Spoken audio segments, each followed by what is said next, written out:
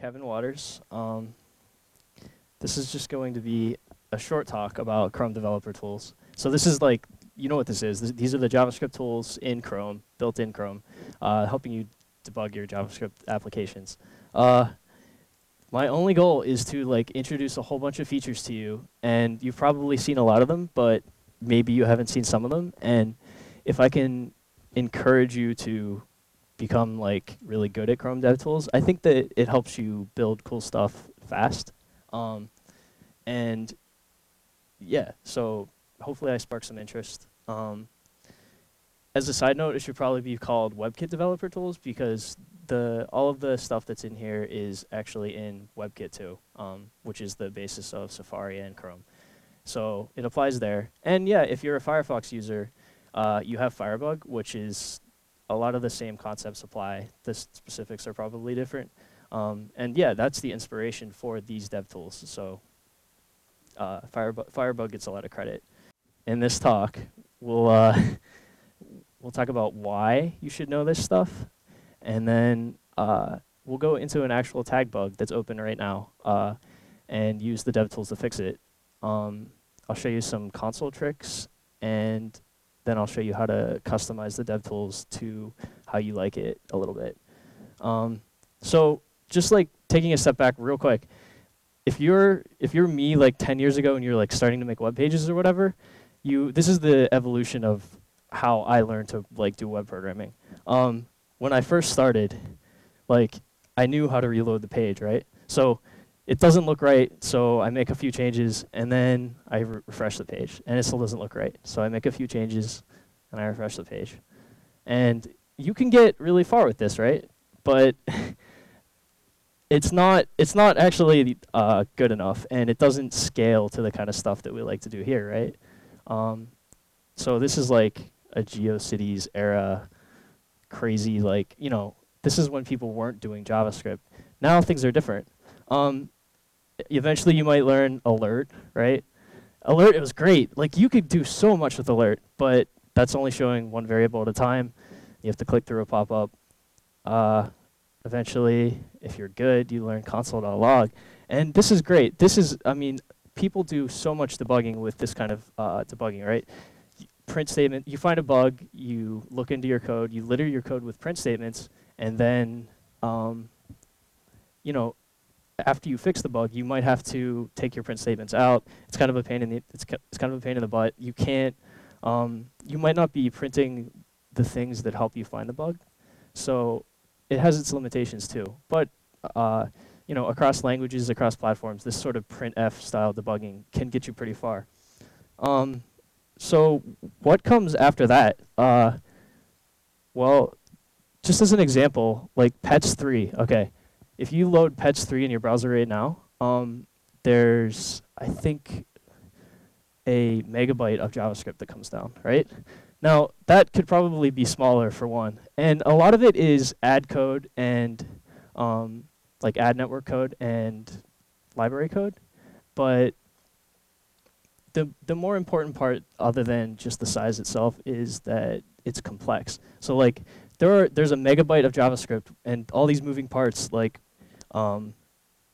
and if something goes wrong, you need to know what's up. So the whole point of this is just that you need to learn to use like a debugger, because we're writing enough JavaScript to justify it, right? So, and by debugger, I mean something that lets you pause your code, step through your code, step into your code, step out of your code, inspect variables as they change. So, you know, that's kind of the reason. And let me show you an actual open tag bug right now. So this is a decadence bug. It's live. It's actually open. It should probably be fixed already, but and this is decadence. You may have seen it. In decadence, there's these cards. I can bid on these cards and become the leader, right? And the bug is that when I click the leader button, this seems really minor, but when I am the leader, right? Let me zoom in. And I click, it shows bidding for a second. And the reason for that is that we still send a bid when you click the bid button, just so that if the front end is out of date, we don't ever miss a bid if the data is stale. But it feels sort of janky because it flickers. So we want to make a quality product, blah blah blah. But yeah, we want it to feel good, and this looks really broken. So okay. So pretend you're an intern and it's your third day at Tagged, and like you have all of your stuff set up. You don't know where the code is, but you do know DevTools, so you can fix this bug. And one way to start is to inspect elements. So you can right-click anything and inspect an element to open Inspector or open DevTools. And yeah, this is sort of intimidating when you first open it, right? There's all these tabs at the top. There's 8 different sections. Right now we're in Elements, and Elements has this live DOM tree on the left that you can sort of mouse over and explore the structure of your page to understand it. And on the right is properties of the selected element. So, for example, this is like a card, right? One thing that like I want you to take away, if you don't know this already, is that anytime you see stuff in DevTools, if you see values on the screen, they're probably editable. So you can just double click, right? I can double click the class of this card and hit enter. And that changes it live. So it's sort of like an interesting UI concept to grasp. And like once you understand that almost everything is editable, a lot of complexity is hidden behind a simple interface. But if you understand that, it's kind of discoverable. So it's just it's a good thing to take away. It's a good thing to understand. So we're the intern. We're fixing the bug. And I still don't know where the code is. I don't even have an editor open, right? But what I can do is I can right-click this leader button, right? And I can choose break on subtree modifications. Okay, so this sets a breakpoint. You may be like familiar with breakpoints where it breaks on a certain line, but this sets a breakpoint called a DOM breakpoint. So when the contents of this div change, JavaScript will stop the world and we'll be able to figure out what's going on. So if I click here again, then something should happen. And it does. So now, okay, now we're in scripts. And here's where you see your JavaScript code and your call stack. We can see that it's jQuery up here in the file selector. One interesting thing, like when you see this like intimidating wall of text, you can kind of understand it better if you look down here at the bottom. There's this curly brace thing, and it's labeled pretty print. If you click that, DevTools will parse the JavaScript and insert white space for you. And so you can just get a better idea of what's going on in the code. And this is fine. I mean, we know we're in jQuery, and our bug is probably not in jQuery. So what we can do is we can use the call stack to go up to the caller of this function, and then to the caller of that function, and arrive in tagged code. So in tagged code itself, this looks right? So the doc string says update the button text. One thing to remember in the script tab here is that all variables are inspectable by just mousing over them. So if I want to look at the content of L, I can do that, or in progress text. So remember the bug is that the button says bidding. So the fact that this is leader probably means that this line isn't the bug itself. But I see this update action buttons function, and that looks sort of interesting. So maybe I want to go check that out. I can use the search bar up here and hit enter a few times. And okay, update the text on the bid button. This looks interesting. I'm feeling pretty good about myself as this intern who doesn't know the code yet. And then what I can do, if you look on the left, you can see line numbers next to each line. If you click one of the line numbers, you set a breakpoint. So the blue arrow means there's a line number breakpoint on that line. And if you remember from before, we were braked, so we're paused right now. We can disable the DOM breakpoint that exists and hit play, and we should end up in this function. So we are. Okay. So I'm looking at the function and trying to figure out what's up. There's a bid countdown, and there's text for the bid button. So this looks interesting. I want to get down here. What you can do, I could set another breakpoint, right? But another thing you can do is get rid of this breakpoint. And I can right-click any line and do continue to here. So now I'm down where I'm interested in the bug itself. So I see that I'm in a bid.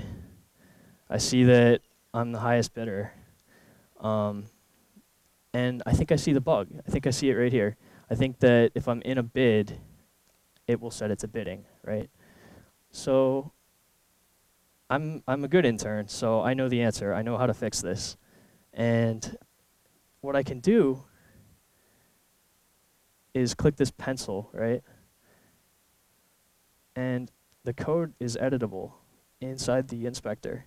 So I look at the code and I come up with a little solution. And yeah, so I just want to make sure that I'm not in an active run. But if I am the highest bidder, we're not going to enter this block here. I can hit the pencil again to save it. And it sometimes jumps around, but that's okay. We can go back to our function. So we edited the code live, and we can hit play. And oh, did I? Thank you. There we go. Okay. So if I get this auction back to like a sort of normal state, let's see. I'm the leader, and if I click it, well, if I click it, it doesn't say bidding anymore. So that little tiny bug was fixed. You know, it's a much better product. Another thing that I want to show you while we're in this function is related to exceptions. So like when your JavaScript blows up, say you make a typo like I just did before. This is a typo. Another kind of exception that can happen is this, right? So exceptions can be caught and ignored. And sometimes you want to know about them. So it's important to know down here that there's a button for stopping the world when an exception happens. It's got 3 states. It's off, it's light blue, and it's dark blue. And light blue means stop anytime any exception gets raised. So if it's light blue, I should stop here when I click the button. Oh. Hold on. Oh, I have to save the file. There we go. So now when I click the button, right, I got the exception even though it was in a try block. And then if I change it to dark blue so that it says pause on uncaught exceptions, well, first we can get past this. Oh, it's red? All right. I'm colorblind. But yeah, so when it's darker, then, and I click the button, we get the second exception, the one that's not caught. So it's sort of it's a useful trick for if your code is blowing up and you want to inspect the state of the code around it, you can use this to capture the state when it happens. Another thing that is important to note is that when I click this leader button, there's a value down here. You kind of can't see it because it's off the screen, but it's incrementing, right? So I'm getting new exceptions. And they go to the console. You can open the console anytime you want by hitting escape in the DevTools. There we go. And I'm going to clear it with this button here. So there's an exception. Foo is not defined. So, all right, a few things about the console here. It's pretty handy. You can do things like clear it with clear. Here, let me bring it up. You can have the console open while you're inspecting elements. You can click an element. That makes it the selected DOM element, and you can reference it with $0 in case you want to like check out some properties or whatever. There's another function. If you happen to not have jQuery, so like, I want to select a card with jQuery. If you don't have that, you can use $, and that's just an alias for query selector all, which is kind of the same thing as jQuery's lookup. So I can get a bunch of elements. What's cool about the console too is that if you mouse over DOM elements, you can see where they are. There's other cool things like if I have an object down here, there we go. I can do keys. I can do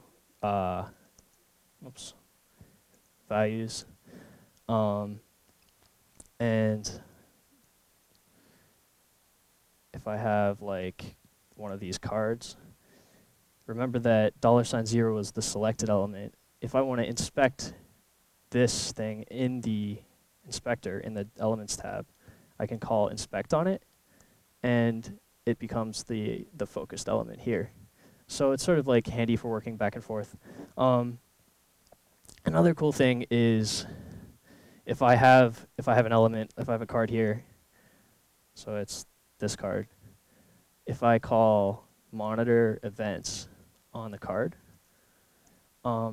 it'll set up a log so that when I mouse over the element or click or I think do keystrokes, I'll get descriptions of what's going on. So it's useful for debugging event stuff.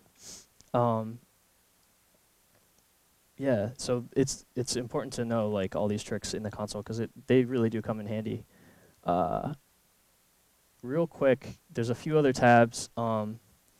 Audits will let you find out some inefficiencies in your web pages.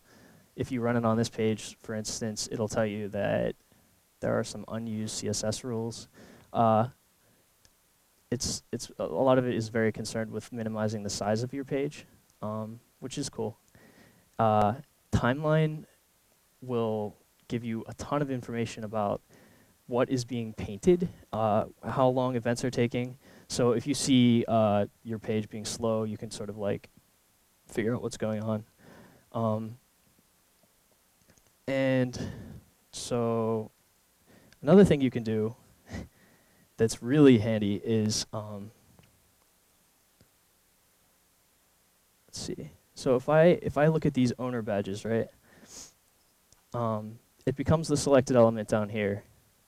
And on the right here is a description of the CSS that's applying to it right now. At the top is styles that are applied to the element by itself in the style tag. So if I like add whatever, you can see the changes to it, right? You can also use up and down on this value to move it live. So that's kind of nice for debugging CSS. And then if I go down here, this is a rule from CSS from my CSS file. So this selector applies to all the cards. So if I add something down here, oops,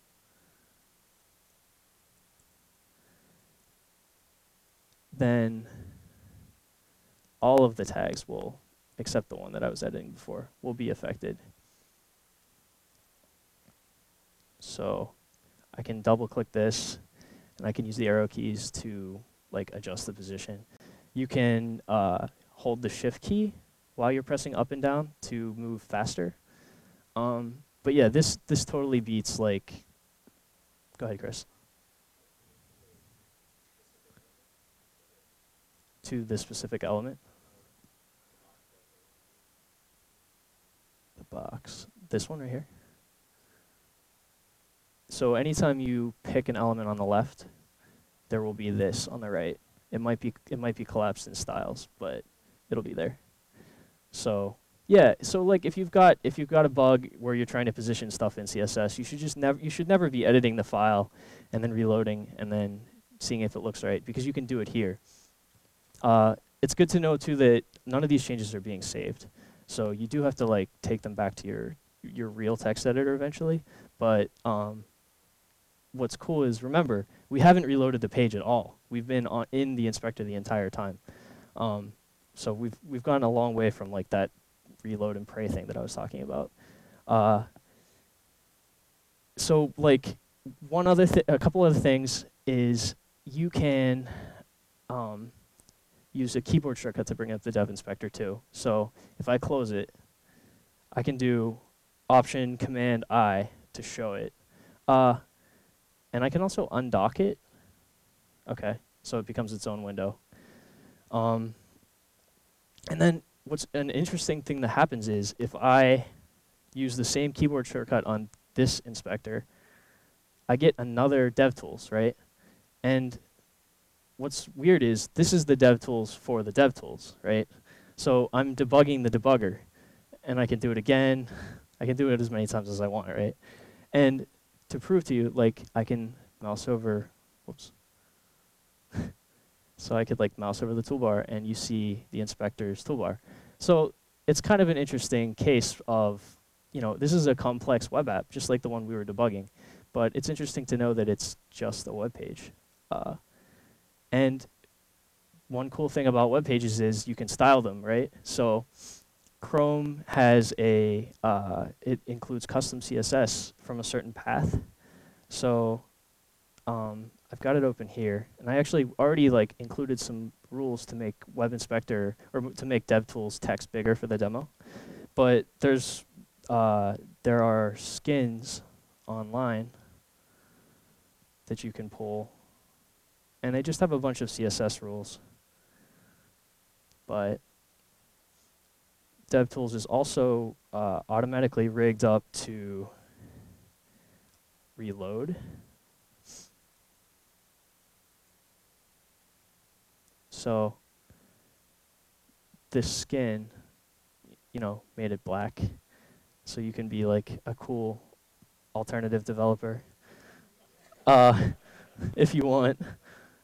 But I mean, you can imagine other useful customizations if you want. So real quick to talk about like just the features that I showed you. Yeah, so remember, like JavaScript is getting really complex. You should treat it like code. You shouldn't treat it like the thing that script kiddies make to make the web page go. It's really complex. And you should remember that if you've got problems, you should use the debugger. If you find yourself console logging all the time, you should probably stop. You can use the DOM inspector to understand your page, understand the CSS that's going on. You can use the debugger to set breakpoints, both line breakpoints and DOM breakpoints. You can use the debugger to inspect variables. Yeah, so, and also it's worth learning some tricks on the console to help you out. And finally, you can customize DevTools however you want. And I know that there's tons in here that I didn't show you, so if you guys have cool tricks of your own, definitely let me know, and I'll publish them with the notes.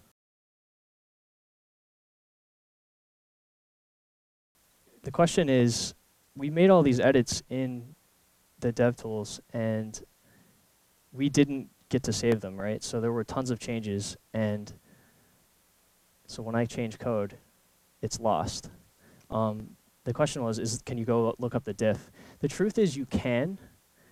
If you go here and find your file, there's actually two versions. There's the original and your version with the diff. So there's that. And coming soon is the ability to save back to disk. So that's something they're working on. I think they're realizing people are using it more like this. So, all right, thank you guys.